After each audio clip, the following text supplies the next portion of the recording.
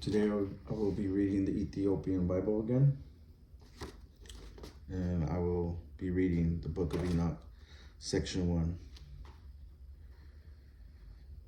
Enoch 1. The words of the blessing of Enoch, wherewith he blessed the elect and righteous, who will be living in the day of tribulation, when all the wicked and godless are to be removed.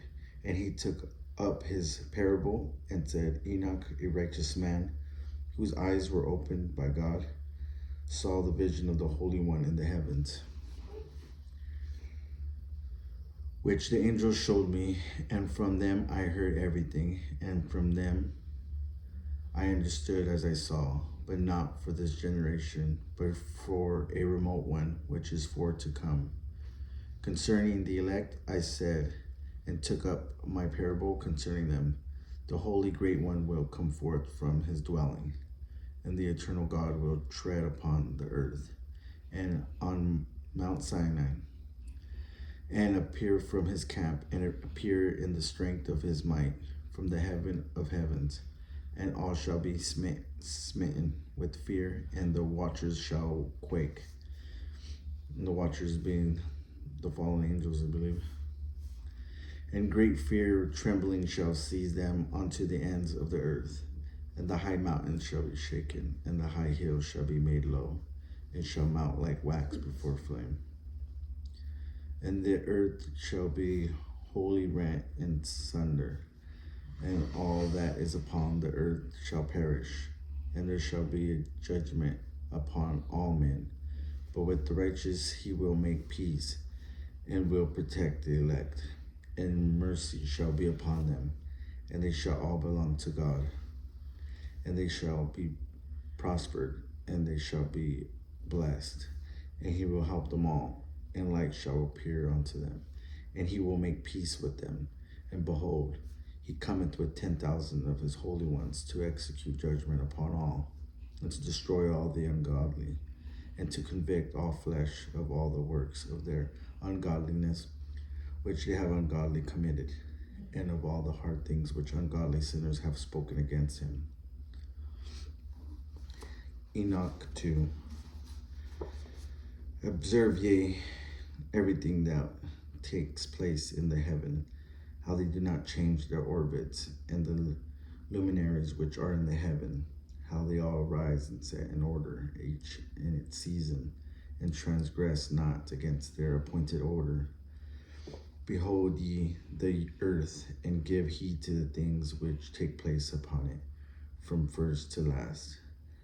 How steadfast they are, how none of the things upon earth change, but all the works of God appear to you. Behold the summer and the winter, how the earth is filled with water, and clouds and dew and rain lie upon it. So he's basically saying all the seasons and all of everything in the night sky stay the same. Observe and see how in the winter all the trees seem as though they had withered and shed all their leaves, except 14 trees, which do not lose their foliage, but retain the old foliage from 2 to 3 years till the new comes. And again, observe ye the days of summer, how the sun is above the earth over against it, and you seek shade and shelter by reason of the heat of the sun. And the earth also burns with growing heat, and so you cannot tread on the earth or on rock by reason of its heat.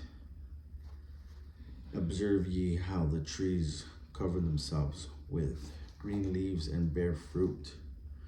Wherefore give ye heed, and know with regard to all his works, and to recognize how he that liveth forever hath made them so. All his works go on thus from year to year forever, and all the tasks which they accomplish for him, their tasks change not, but according as God hath ordained, so it is done. And behold how the sea and the rivers in like manner accomplish and change not their task from his commandments. But ye have not been steadfast, nor done the commandments of the Lord. Talking about us, God is how God is perfect and everything stays the same because it's all to his order. But us, it's hard for us to stop sinning and breaking the commandments. Ye have not been steadfast, nor done the commandments of the Lord, but ye have turned away and spoken proud and hard words with your impure mouths against his greatness. O ye hard-hearted, ye shall find no peace. Therefore shall ye execrate your days, and the years of your life shall perish, and the years of your destruction shall be multiplied in eternal execration. And ye shall find no mercy in those days. Ye shall make your names an external execration until all the righteousness. And by you shall all who curse, and all the sinners and godless shall imprecate by you. And for you, the godless, there shall be a curse, and all the shall rejoice, and there shall be forgiveness of sins, and every mercy and peace and forbearance. There shall be salvation unto them, and a godly light. And for all of you sinners, there shall be no salvation, but on you all shall abide a curse. But for the elect, there shall be light and joy and peace. And they shall inherit the earth, and then there will be bestowed upon them the elect wisdom, and they shall all live and never again sin, either through ungodliness or through pride. But they who are wise shall be humble, and they shall not again transgress, nor shall they sin all the days of their life, nor shall they die of the divine anger or wrath, but they shall complete the number of the days of their life, and their life shall be increased in peace, and the years of their joy shall be multiplied in eternal gladness and peace all the days of their life. And it came to pass, when the children of men had multiplied, that in those days were born unto them beautiful and comely daughters. And the angels, the children of the heaven, saw and lusted after them, and said to one another, Come, let us choose us wives from among the children of men, and beget us children. These are the watchers who end up marrying the women of man, the daughters of man, and they create the Nephilim. Come, let us choose us wives from among the children of men, and beget us children. And Simjaza, who was their leader, said unto them, I fear ye will not indeed agree to do this deed, and I alone shall have to pay the penalty of a great sin. And they all answered him and said, Let us all swear an oath, and all bind ourselves by mutual imprecations not to abandon this plan, but to do this thing. Then swear they all together, and bound themselves by mutual imprecations upon it. And they were in all 200 watchers, who descended in the days of Jared on the summit of Mount Hermon. And they called it Mount Hermon because they had sworn and bound themselves by mutual imprecations upon it.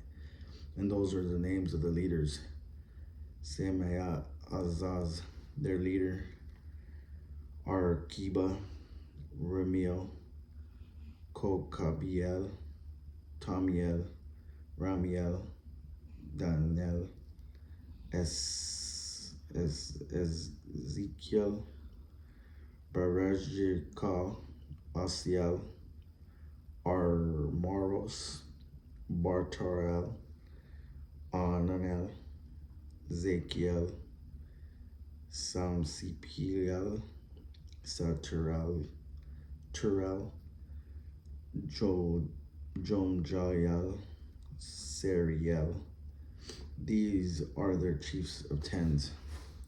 I'm sorry if I probably said those names wrong. I'll do another video learning how to pronounce those names correctly.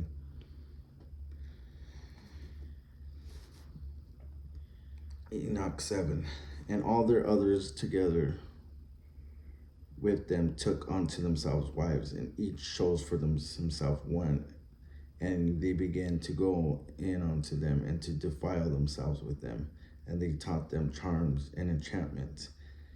See, the watchers are the ones that taught man how to do magic and how to learn about astrology. I think even metallurgy. And the cutting of roots and made them acquainted with plants, and they became pregnant, and they bare great giants whose height was 3,000 ells, who consumed all the acquisitions of men. And when men could no longer sustain them, the giants turned against them and devoured mankind. They began to sin against birds and beasts and reptiles and fish, and to devour one another's flesh and drink the blood. The earth laid acquisition against the lawless ones. First, man was trying to sustain them by giving them food, and after the food was ran out, the giants started eating the men, and also eventually started eating each other. But I'm gonna end that right now. And I'll continue that.